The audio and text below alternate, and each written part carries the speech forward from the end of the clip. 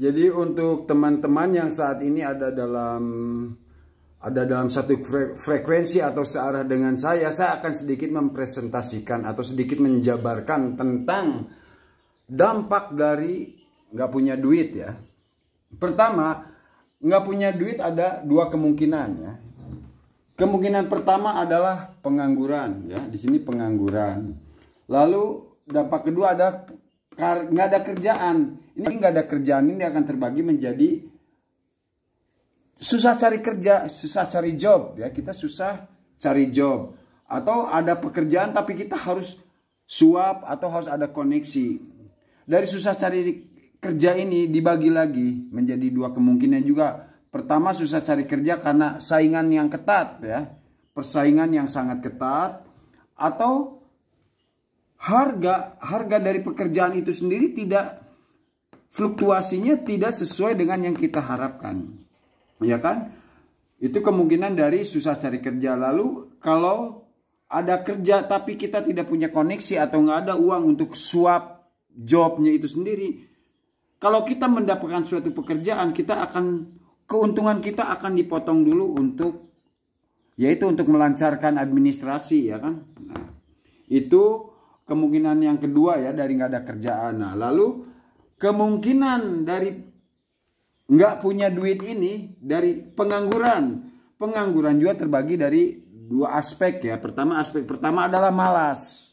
Aspek kedua adalah invalid. Invalid itu mungkin kita dalam keadaan sakit atau kita tidak ada kemampuan. Sakit lah, terutama sakit biasanya invalid. Jadi kita hanya mengharapkan, berdoa dan berharap munajat kepada Yang Maha Kuasa diberikan pertolongan dan bantuan. Itu kalau orang invalid ya. Lalu kalau orang malas lagi ini akan terbagi menjadi dua. Kita akan mendapat uang kalau satu ngutang ya, itu ngutang.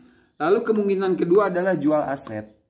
Jual apa aja yang ada di rumah, jual kulkas, TV, apa aja. Yang penting kita satu dapat uang ya. Kita jual aset.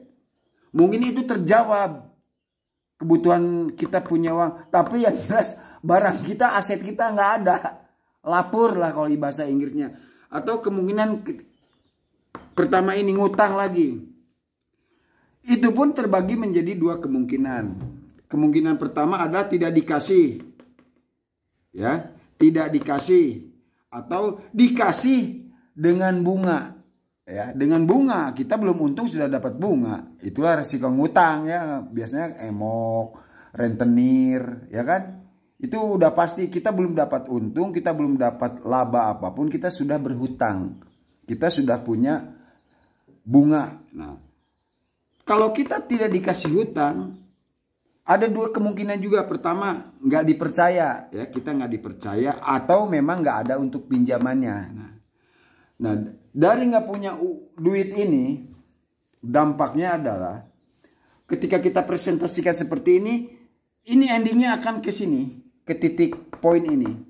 Dari nggak punya duit karena nggak ada kerjaan atau pengangguran, titik terakhirnya ada tiga kemungkinan yang akan kita dapat. Kita mungkin kalau mental kita, moralitas kita rendah, kita akan membuat sebuah kejahatan ya. Resikonya satu, kita akan dibui. Masuk penjara ya kan, kalau itu kita pusing nih, nggak ada kerjaan, nggak ada utangnya, kita maling, mencuri, menipu atau mengambil hak orang lain, resikonya satu, dibui. Kalau takut dibui, udah frustasi, gantung diri ya. Ini kita akan gantung diri. Atau kemungkinan ketiga yang agak lebih baik, yaitu satu, kita jadi pendeta, kita harus bertapa. Ya kan? Ini poin akhirnya ada seperti ini. Satu, dibui. Dua, gantung diri. Tiga, jadi pertapa. Atau kalau kita mau nekat, ya wayahana kita harus ngagelom batu, ngulub batu. Ya, jadi itu solusi yang agak baik lah, kita ngagelom batu. Faham ya sampai di sini? Ini presentasi hari ini untuk teman-teman saya yang searah dan sefrekuensi. Oke, mudah-mudahan menjadi manfaat.